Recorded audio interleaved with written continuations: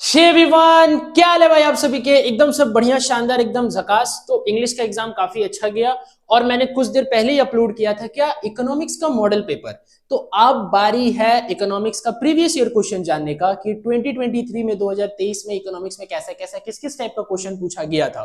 तो चलिए ना देर किए हुए वीडियो को स्टार्ट करते हैं और देखते हैं कि किस किस टाइप का क्वेश्चन पूछा गया है 2023 में और 2024 में क्या वो काम देंगे कि नहीं देंगे। तो चलिए ज्यादा से ज्यादा वीडियो को शेयर करो और शुरू करते हैं इस वीडियो को। Let's began.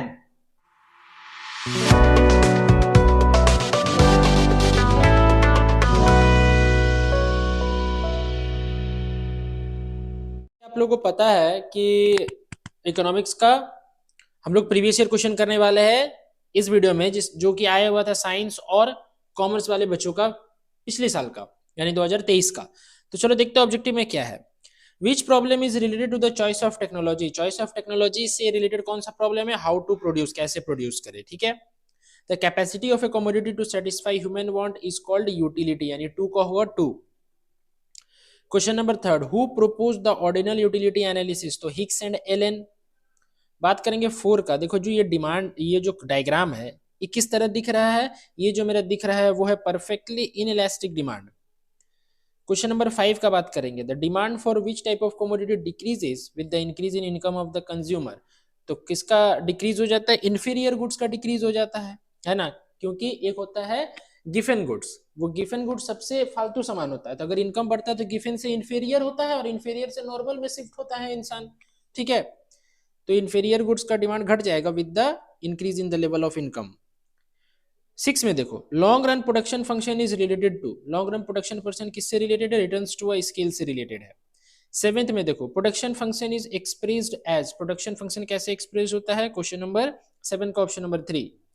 बात करेंगे 8 का, इसमें हो जाएगा ₹6। ठीक है। अगर 60 है आर्टिकल का दाम, फिक्स्ड कॉस्ट, और 10 यूनिट हम प्रोड्यूस किए हैं, ठीक है, तो 10 यूनिट का एवरेज, एवरेज यानी 60 डिवाइडेड बाई 10। ठीक है। 9 का देखो, what is the distance between two equant curve represent. क्या रिप्रेजेंट करता है? वो रिप्रेजेंट करता है डिफरेंस इन यूटिलिटी। बात करेंगे क्वेश्चन नंबर 10 का, which of the following is correct. कौन सा करेक्ट है? तो TC TBC is equals to TC minus TFC.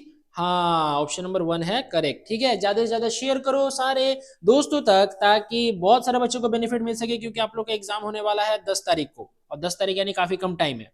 तो जल्दी जल्दी देख लो वीडियो को, स्किप मत करना। और इस साल का मॉडल पेपर भी जरूर करके जाना। डिस्क्रिप्शन बॉक्स में आपको इस साल का मॉडल पेपर का वीडियो का भी लिंक मिल जाएगा।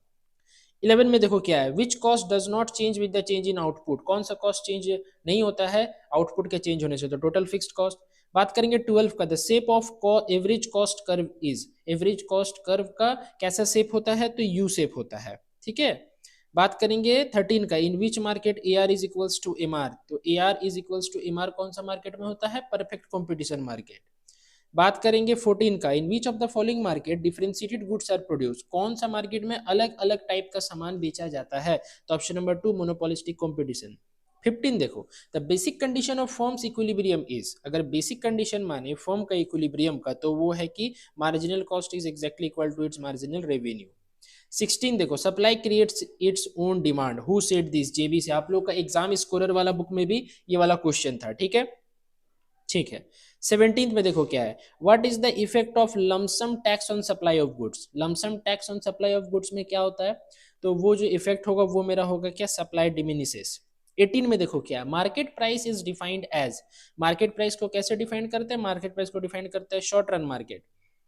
If there is excess demand then the price tends to. अगर डिमांड ज्यादा है तो प्राइस क्या होगा? फॉल होगा, बिकॉज डिमांड और प्राइस में कैसा रिलेशन होता है? नेगेटिव रिलेशन होता है। 20 देखो, price of a good is determined at a point where. Price of a good कैसे डिटरमाइंड होगा? जहां पे क्या? Demand of the commodity and supply of the commodity are equal. ठीक है। 21 देखो, who is the writer of the book the general theory of employment interest and money. तो John Maynard Keynes यानी JM Keynes, John Maynard Keynes. 22 देखो, what is the relationship between GNP and NNP. तो यहाँ पे हो जाएगा option number 3। ठीक है। अब बात करेंगे 23 का, an example of A stock variable is. Stock variable का कौन सा एग्जाम्पल है? तो कैपिटल। कैपिटल क्या है? स्टॉक वेरिएबल का एग्जाम्पल। 24 देखो, to include the value of goods और services more than one time while calculating national income is called double counting. ठीक है, अगर एक ही सामान का दो या दो से ज्यादा बार हम लोग वैल्यू ऐड कर लेंगे तो उसको कहेंगे double counting. Wheat is an intermediate good in manufacturing of which of the following item. जो वीट है उसको हम लोग इंटरमीडिएट गुड जैसा ट्रीट करेंगे कौन सा आइटम में, ब्रेड बनाने में, बिस्किट बनाने में, चपाती बनाने में, मतलब रोटी, तो ऑल ऑफ दिस सभी को बनाने में वीट क्या इंटरमीडिएट गुड है। The function of money is medium of exchange, store of value, measure of value. देखो फंक्शन क्या होता है, MMSST। MMSST का मतलब sir medium of exchange, measure of value, store of value, standard of deferred payment, transfer of value, यानी सारा है sir, तो सारा है यानी all of this. 27 who said money is what money does, यहाँ पे ऑप्शन नंबर 3 होगा, होटल नहीं होगा, यहाँ पे होगा हार्टले, यहाँ पे होगा HARTELY, हार्टले विदर्स। ठीक है, होटल लिख दिया है। The central bank of India is reserve bank of India, ये तो आपको भी पता है। आ जाओ 29 में, the main function of central bank is banker agent और central of the government, bank of banks, issuing currency note, all of this, तो ऑल ऑफ दिस। 30 का देखो, the autonomous consumption in the consumption function C is equals to A plus BY। Autonomous consumption कौन सा है, देखो autonomous consumption जो मेरा है वो क्या है, ध्यान से सुनना। देखो तो एक काम करना, 30 का आंसर आप लोग बताना, कमेंट बॉक्स में मेरे को कमेंट करना कि 30 का आंसर क्या होने वाला है।